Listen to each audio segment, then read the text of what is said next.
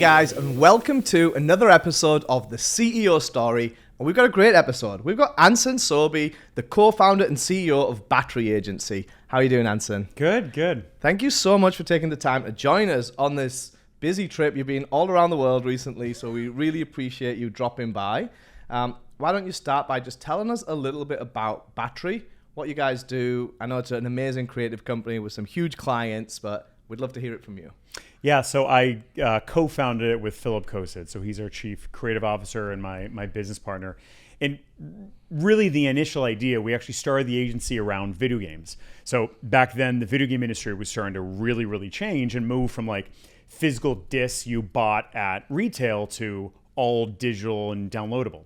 So we saw the need to What year are we talking? 2013. Okay.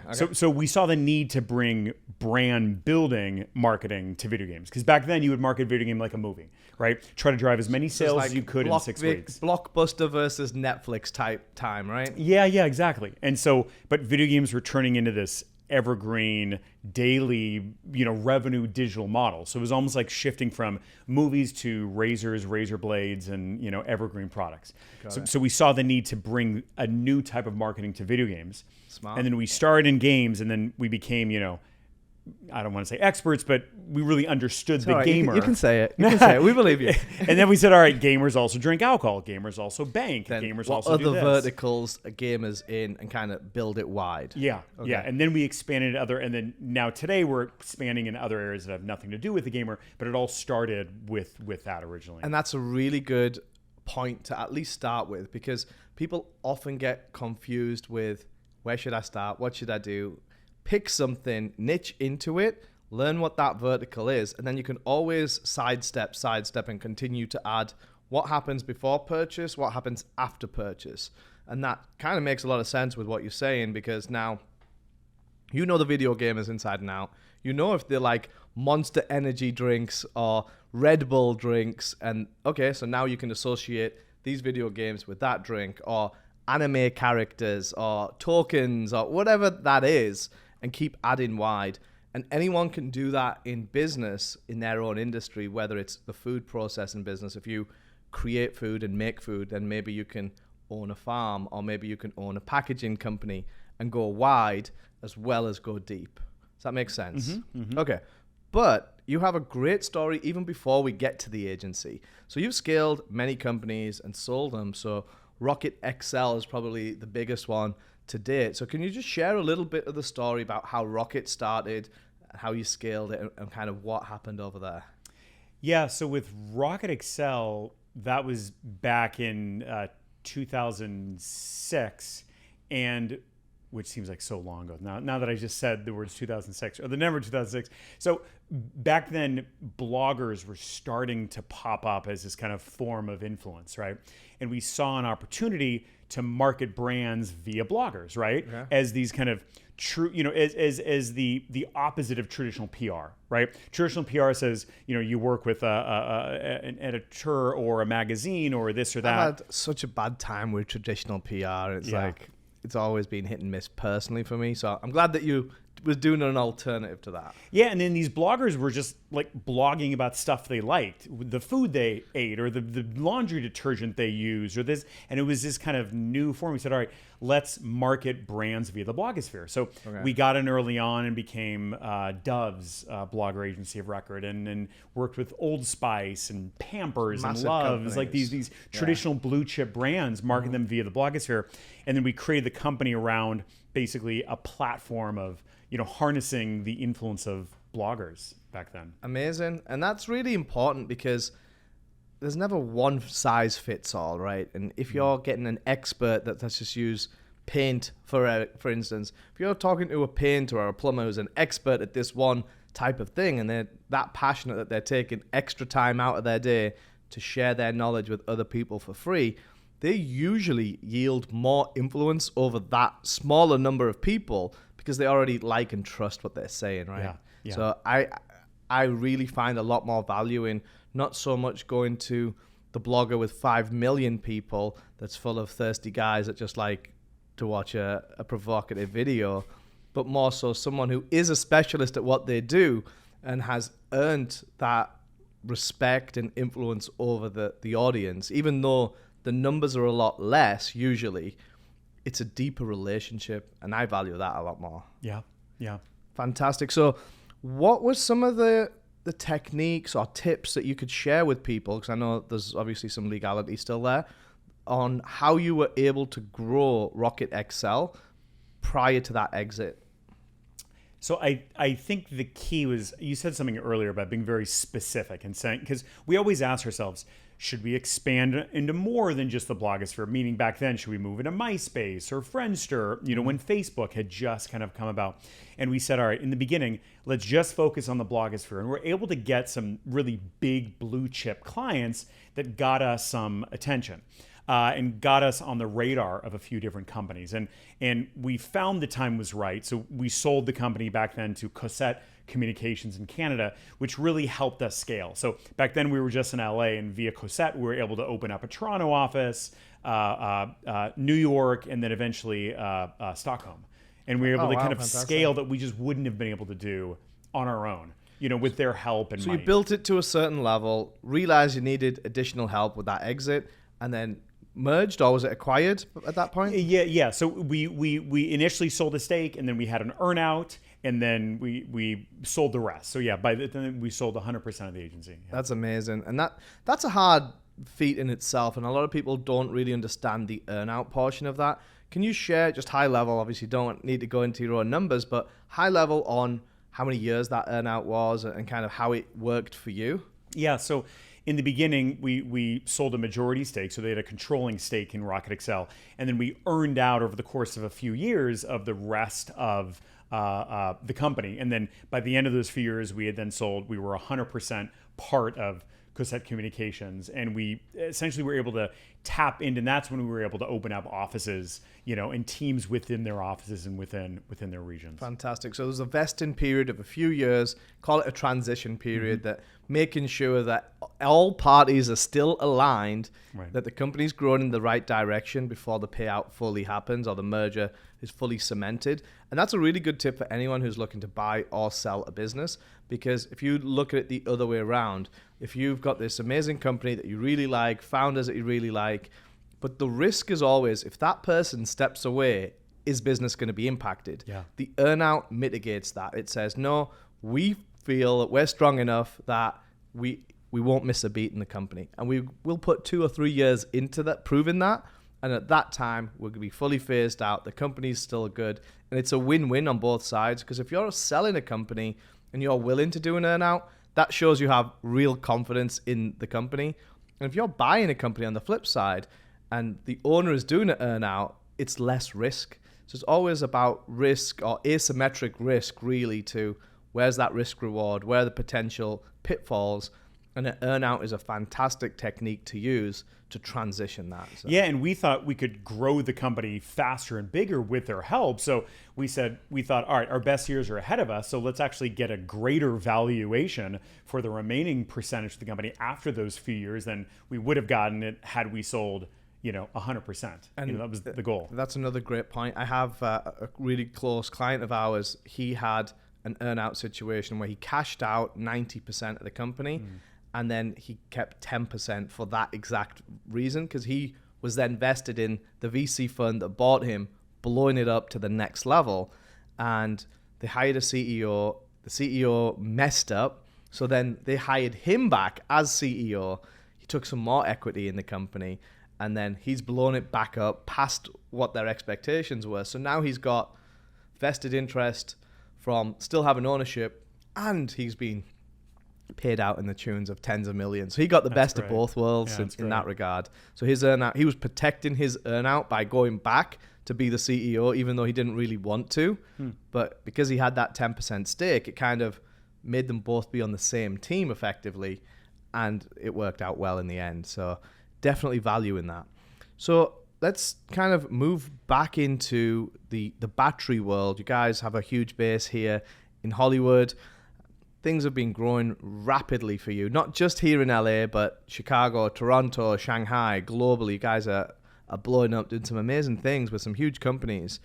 What are some of the issues around staff and hiring and recruitment that you're facing? Because it's it's a creative niche, right? It's not as if we're just hiring someone to hammer a nail into a wall. You've got to have some great creative juices going on. So can you talk to us about that?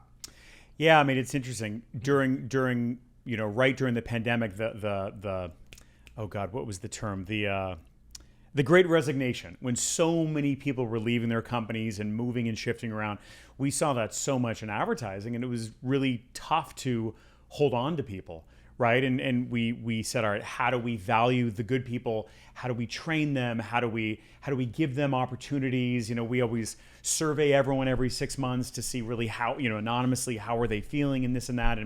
And just now that we're in a hybrid work environment, it's difficult. It makes it so much more difficult to have that true finger on the pulse, because you can't always see everyone every day. Well, I guess you can see them over Zoom, but you can't always see them in person.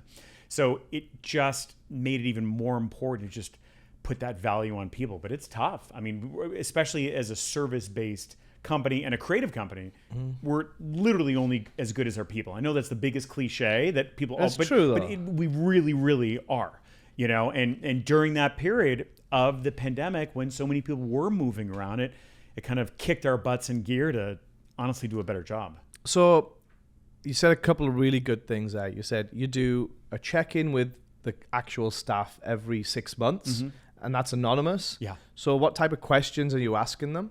So we ask them questions like, do you feel that Battery has a better offering than its competitors? Would you recommend your friends to work at Battery? Do you feel like Battery has a good work-life balance? Do you feel like the work is balanced enough amongst people that work here? There's probably about 35 questions or so. And obviously that's not the only thing to just do a survey, but that just helps us get this measurable, data-based, anonymous pulse and everything. We kind of measure that every 6 months. That's like a good first step to kind of get a broad strokes Right. of which areas do you need to kind of pin down into and what's causing the most pain. And then what do you do with all that information? Yeah, that's the whole thing. And that's actually one of the questions we ask, is saying, do you think action is going to be taken because of this survey? And was action taken 6 months ago or a year ago? So now you're holding yourself accountable, right? So this is actually really good, because if people are taking the time and thought, and hopefully this should be quite a detailed thing. It shouldn't just be a one-liner. Yeah. And if they think that you aren't going to take action, they're not likely to really participate in it other than just check a box and say it's done. Yeah. So what actions do you take then? So we first discuss the results with our senior leadership team. So with our SLT. So that's about 10 of the key leaders of the company. So we discuss it with them and we identify key areas. And then we tell everyone the Monday morning after the survey is in, all right, thank you, we got the survey in, we're looking at it, we're going to get back to you. And then we basically do an offsite every year. So last year we took the whole company to Vegas. Oh, nice. Which was a lot of fun, obviously. And we took, and so we discussed kind even of the international offices or just the national? Not China, because we couldn't get China over here. But yes, Toronto, Chicago, cool. and LA. All right, good we get took them together. all to Vegas, And then at that time, we do the annual planning, and then we discuss kind of the results of the survey and, so it's starting at the SLT and then it's rolling, and it's just constantly talking about it. But yeah, that was a key question that I learned from somebody else, to actually ask a question of, do you think action will actually be taken? And then what did most people say? You don't obviously give specifics, but... I mean, it's definitely it was worse before. It's getting better. I think in the beginning, a couple of years ago, it was like 70% of the people thought that action would be taken. Would or would not? Would be 70. taken. Oh, that's a lot. It's a lot higher than because we were doing it, and then now it's in the 80s, I think. So we still got room to go. But that's really good, though. Now, 8 out of 10 people actually think that what they write matters, or at least has been discussed. It might not be the outcome that they want, right, but at least it's brought to the attention of the leadership team. You can put it into your vision and your VTO, and you can try and implement the parts that you agree on at least. Yeah. So that's really good. I like that. And then recently, again, we were just talking off air, but you've implemented Traction. How's that been as a process? So that's been a real challenge with creative employees. It's interesting in the past. So we've brought in different consultants, whether it's biz dev consultants to teach us how better to pitch brands, or finance consultants or management consultants. And a lot of the times it's been organ rejection. And so we've had to find the right consultants or the right outside groups or the right frameworks like Traction that everyone would welcome and be interested in. And so that to me, I just assumed everyone would be excited to talk to outside consultants, but everyone is not excited to always do that because I think maybe it's like the Bobs from the Office Space. People assume that's going to maybe be it's bad. different for us as entrepreneurs and owners as it is the employees that are actually grinding and doing the work. But I think the same as you in that regard is, okay, we're getting a fresh perspective, a fresh set of eyes and ideas. It can only be good. And if it isn't good, we'll reject it and do our own version of it. So what was the pushback from the staff? I mean, I think a lot of the pushback was, well, do these people really understand our business? Do they know what a creative business is like? Have they worked in advertising before? And, you try to say, well, if we wanted people who only worked in advertising, then we're talking to ourselves, right? Let's get viewpoints that are outside of the industry. I think a lot of times people have organ rejection because they've had bad experience with consultants coming in. It's a story that we've told ourselves through our own experiences, right? Right. We have that taint us in the future when really we should reset and give everyone a fair crack at the whip. But human nature is not really like that. Yeah. So I've got an interesting story. There's a guy who I recently came across called Blair Enns, and he's a huge logo designer. So he's very much in the creative space. And he wrote 2 books. I don't even know how I came across him. I think I saw him on a YouTube video as a featured guest of somebody else, and I just instantly resonated with him. And he talks a lot about the price of a logo and pricing strategy for creative, which I thought was really interesting because the creative industry thinks right brain versus left brain, right? It's all very creative. It's not normally as logical as tax savings like what we do. But I read his books, and I implemented a lot of his pricing creativity strategies because it was all about value. Like, you can price based on value. So the reason I'm sharing that is because I took something that was not related to tax savings at all. This is a guy talking about the price of a logo and designing a logo and serving the client. And it's so subjective because what you think is a good logo, I may not think is a good logo, and vice versa. And how to articulate that to the client and achieve the value using his kind of set of skills, or I don't quite know how to phrase it, but he's come up with this creative pricing model that is specific for his industry. But I just took pieces of it and applied it to my industry. And I would never have got that if I wasn't open-minded enough to say, hey, he's a guy who's killing it in his own industry. Maybe I can learn something from that. Whereas I think a lot of people just have that tunnel vision. How do you help your staff expand their minds? I mean, I think it starts with our clients because we have clients who are such different industries, right? Okay. Banking or butter or tequila or video games. I mean, so we try to put our minds not only in their shoes, but in the shoes of the consumer and what our clients are going through on a day-to-day basis, what the consumer is going through, where the country's going. And so I think hopefully as advertisers, we all should be in sales, right? We should be able to understand and put ourselves in a different situation. And so I would hope, I love the CEO of Microsoft says, instead of being know-it-alls, we should be learn-it-alls. Yeah, and I think that's so profound. smart. Yeah, I think if we have that mindset, then we should be able to. We shouldn't accept everything as gospel, but we should at least be open to different ways of thinking. I think that's half the battle. I wake up in the morning, I have my morning routine. I start with gratitude, I journal, I do my meditations, and I have this whole open-minded set of things that I do to attract that into me. Don't want to go off on a tangent here, but those daily rituals that become habits help keep me open-minded to trying things that I wouldn't necessarily try. And then only recently I've started factoring in Renaissance time into my week, and that is time away from everything to think about anything that comes up, just to give myself that space to think.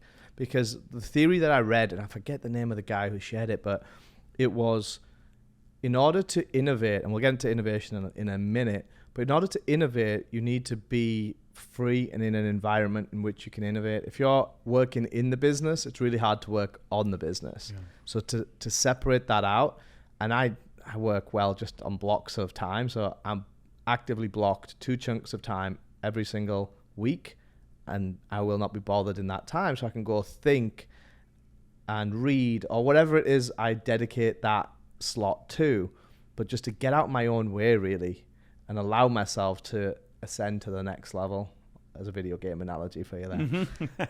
Okay, so we talked about staff. Let's move into client retention. You touched on some of the big names that you guys work with. I think a lot of people listening will have a similar issue. What are you doing, or what's worked for you in the past, both in Rocket XL and in Battery, in terms of keeping the client happy, retaining them, and then potentially getting more work from them as well? Yeah, it's really interesting. It's, like I was saying, because we work in so many different industries, I think it's one, just educating ourselves on what's happening in that industry, taking a key desire to understand what's happening. And it's almost like we have to be psychologists, right? Not only psychologists in the mind of the consumer, but also in the mind of our clients. Like you said, a logo. A logo or a name is the most subjective thing out there. And it's kind of merging what does a client want, what does a consumer want, and where do we think the industry is going, right? What do we think is coming tomorrow, and try to understand and bridge those two things. Kind of have an educated opinion based on the expertise you have both in that vertical and around it. And then with the news, I think the blog was a really good example of that, where you saw this great alternative, developed it, niched down, and got some great clients and brand awareness. How do you add that value to clients now so that they stay with you and they're happy and they continue on?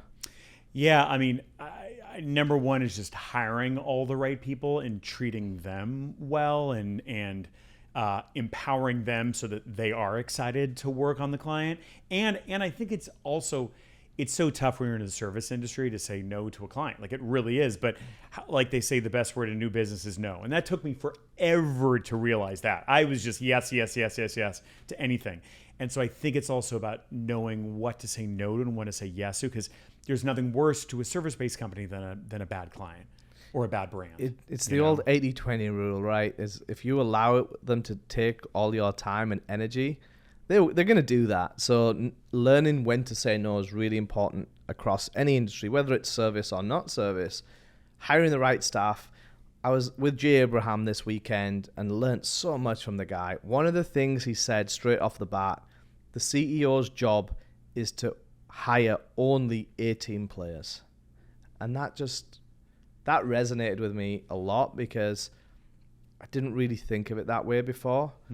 But it makes our lives as entrepreneurs so much easier when you've got an A-team player around, because now you don't have to micromanage them. They know what they're going to do. You know they're going to achieve results because they're an A-team player. And if they aren't, they'll course correct themselves. So you maybe need to tune it up a little bit. But with a B or a C-team player, you're going to have to be a lot more hands-on. It's going to sap energy, time, like all of these things that you need to be focusing elsewhere into trying to make that B or C team player into an A team player. So it was like, it's nothing that I didn't know already, but it just brought it back to top of mind. But it totally ties in with those first 2 points: hiring the quality staff, making sure they're engaged, and that the clients love them, right? So that's fantastic advice, I think. So thanks. And it's so tough as entrepreneurs, because we start the business and we have our little grubby, dirty fingers in everything, and it's tough to let go. But you hire an A person who can do it better than you. So you're not going to have your hands on it because they're literally better than you. 100%. And I don't even expect that. So my expectations are, if you can do this 70% of what I can do, I can live with that. If you can exceed what I do, oh my goodness, I'm in heaven now, because I've just bought back time. And that's the biggest resource that we all have to spend. We just have to spend it wisely, right? So I really like that one. And again, staff. It's the most undervalued asset any business has. It's not on a balance sheet. It's not on a P&L. But without them, we can't operate or function. So I put utmost value I put utmost value on that in terms of hiring the right people, because right people, going back to EOS speak, right people, right seat, people analyzer, and it's like we're playing chess here, so we got to look at the strategy of, is this person an A-team player? Great. Are they in the right position? Because if they're an A-team player and I've put them in the wrong position, the strategy's off. So it's my job as the entrepreneur to make sure my A-team people are fully equipped and the gun is loaded and pointing in the right direction so they can fire it and hit the target. So a lot of responsibility that helped me refocus. So the final point that we have is innovation. And this is your space. You've innovated with Rocket XL. You're already a contrarian thinker. What does innovation mean to you in the creative space, building a global agency with huge clients and huge staff and helping support all these families, right? Ultimately, how are you innovating? What do you think of AI coming into the creative realm? Do you see like a chat GPT video version of that, or like how do you see that all playing out? Yeah, I mean, you look at one of the fundamentals of advertising is copywriting. And AI and ChatGPT has already shown it can write wonderful songs, poems, books, everything. I think that's going to completely upend how advertising and writing and how copywriting works. And, you know, a big thing that we work on is data-powered human insights, right? Okay. Because a lot of times, you know, with the creative field, yes, it comes from the heart, but isn't that wonderful if it's powered by data? And just, I think AI is speeding that up so much. So that's absolutely a big area of innovation that we're all looking to. Not just how to speed something up, but also how to make it more efficient rather than taking away jobs, but making it more efficient and additive, you know, to what we're doing. Yeah, we're doing similar things in Together CFO, my tax company, where we're having it write copy for us, websites, emails, and then we have a dedicated copywriting team. So to your point, it can do maybe the base load of that, and then we have some human touch on top of it. But it's not going to replace, I don't think, the full copywriting team. Right. It's just going to help them go from spending, let's say, 10 hours on the project to maybe 3. So we're going to get a huge increase in efficiency. So I like that side of it. The other side, I think, comes from, it's only as good as the questions you ask it. So we had a scenario this morning where we were designing a questionnaire and the staff member went into ChatGPT and said, give me a questionnaire for this. It was just so basic. And I'm like, okay, well, why don't we ask better questions? We might get better answers. So then we ask 3 or 4 different levels of depth of questions in this style and that style, open-ended versus short. By the end of it, we had this amazing questionnaire, and it's like, that's fantastic. That could have taken an external company 3 weeks to put together after A/B testing all of this stuff, and we were able to get together, brainstorm it out, and get a final product. So we can execute a lot quicker as well. Yeah.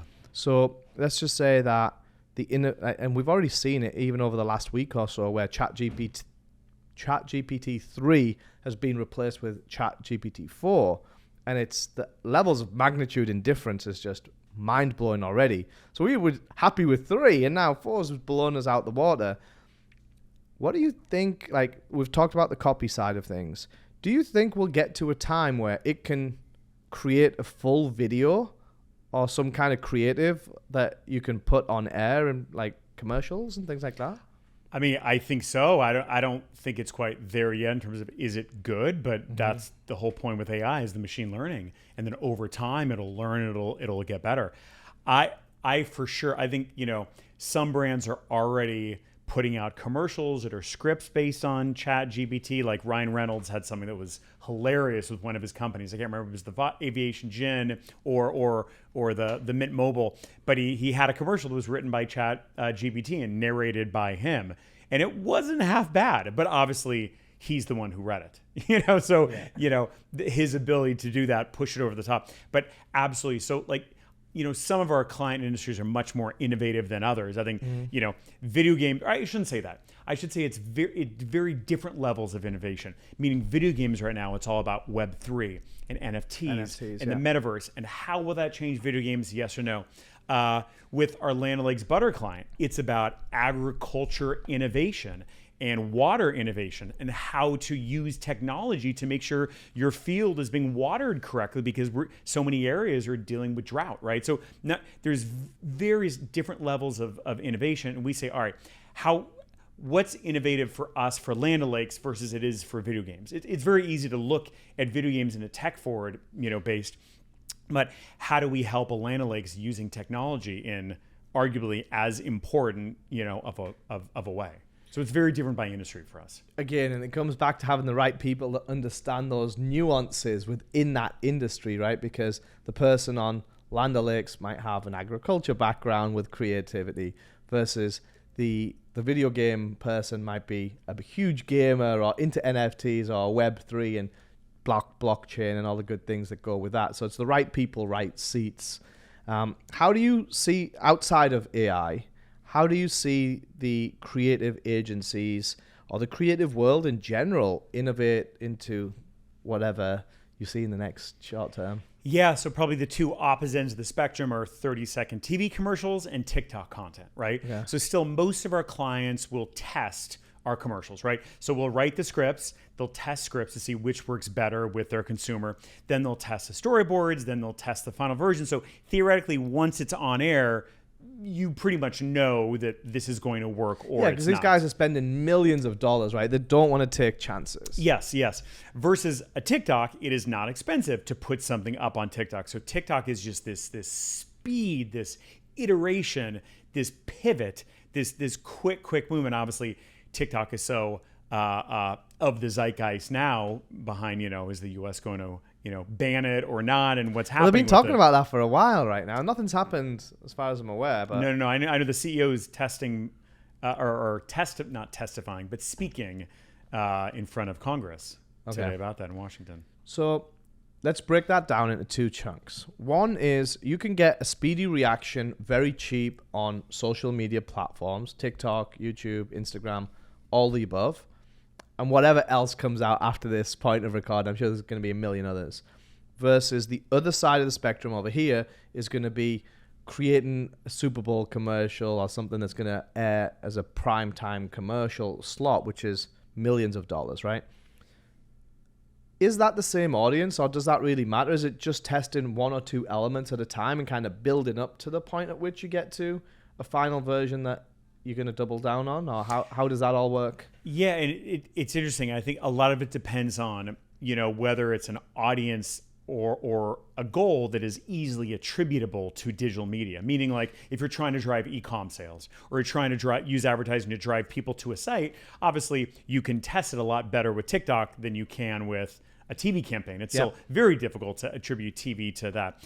And so most of our clients are still using the TVs, the out of homes as longer term, brand building tools versus the digital technology is more quick. How can I change something? How can I move something? How can I switch awareness? How can I drive to a site? So neither, I don't think you could say TikTok is going to take over TV or TV's necessarily dead. It's just not. It's just a different tool.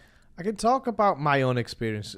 I value that, firstly. That makes a lot of sense to me. But just looking at my own behavior as a consumer of television or content, let's call it, I've switched from watching, let's go back to childhood, right? Watching TV around the TV channel's schedule. So I'd come home, I'd watch TV. Simpsons was always on at 6:30. I would be home by 6:30 so I could watch The Simpsons. Then that changed when the DVRs came in play. Okay, now I don't need to be home at 6:30 because it's going to be recorded. If I'm home at 7 o'clock, I can still watch it. I'm not going to miss a beat. Then it went to, well, it's on my phone now. I can watch it whenever I want. Or it's in the cloud on my phone. I've got it.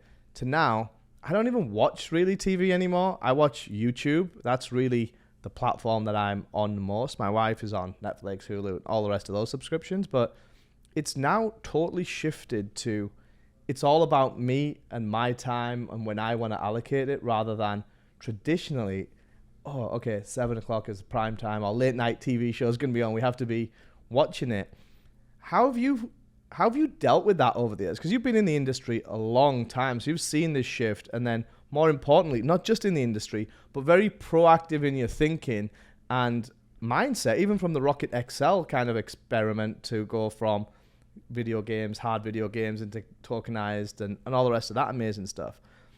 So how do you kind of deal with the persona of the client avatar changing? Because when I reflect back, I've changed loads. Now it's like, I don't really watch TV. I watch 5-minute video here, 10-minute video there, and then I'm on to the next thing. So how do you figure that out? Because you've really got to be one step ahead of the person consuming it in order to market to the person efficiently. Yeah, it's tough. I mean, there's so many tools out there that tell you, all right, if you're reaching this video game and this niche of this video game audience, what's the best time of day to reach them in social? What's the best type of music that they will react to?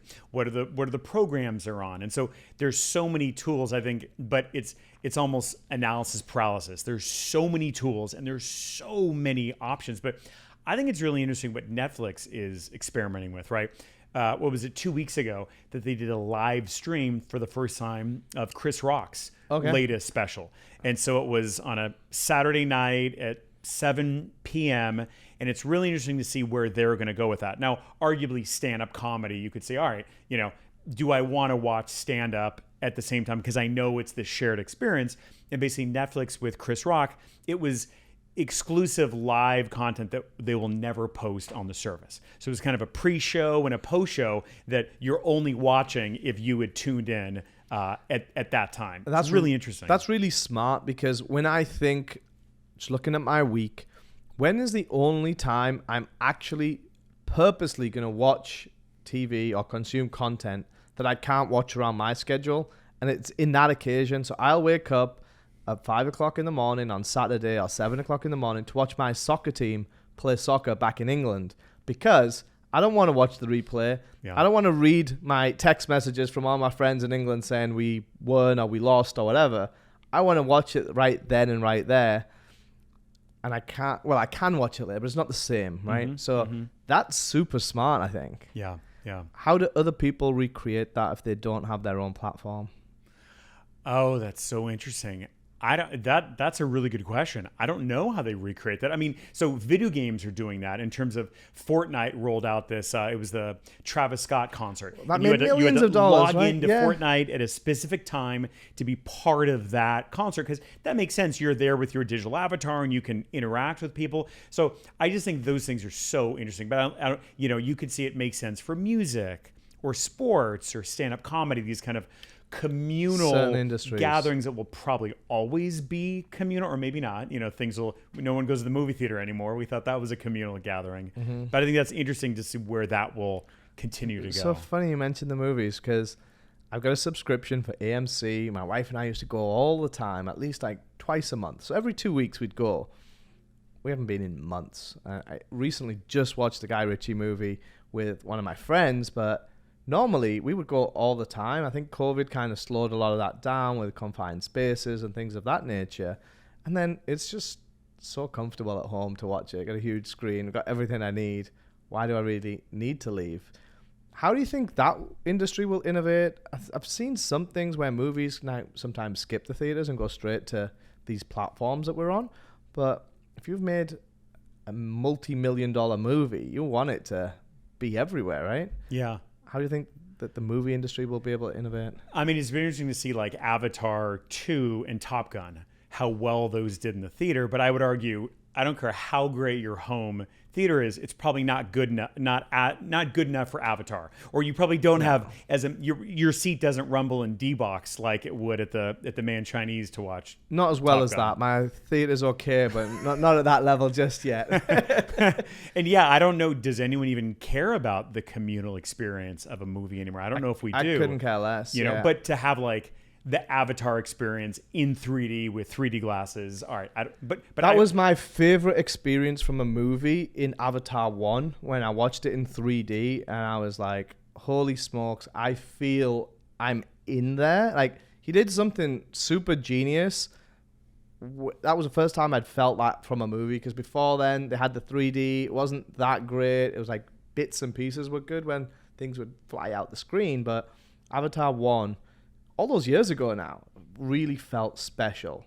I didn't think Avatar 2 felt as immersive as Avatar 1, in my opinion at least. Yeah, and I'm sure we're all going to have amazing 3D glasses with 3D 16K TVs in the next few years.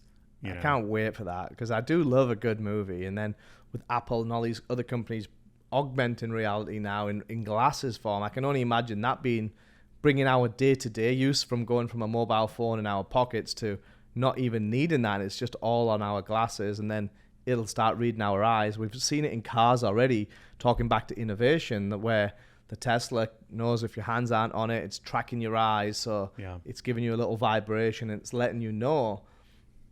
Then obviously autonomous driving as well as other innovations. But yeah, I think it's so exciting if you have an open mind and if you can embrace innovation. You can test straight away, get instant feedback. And I think a lot of people do a good job of that on Twitter or, like you mentioned, TikTok, because you can get instant feedback of what people like, do a poll or test the music or overlays or things like that.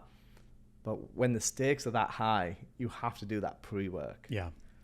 Great. So, okay. So as we wrap up, can you share the best place for people to reach out to you at?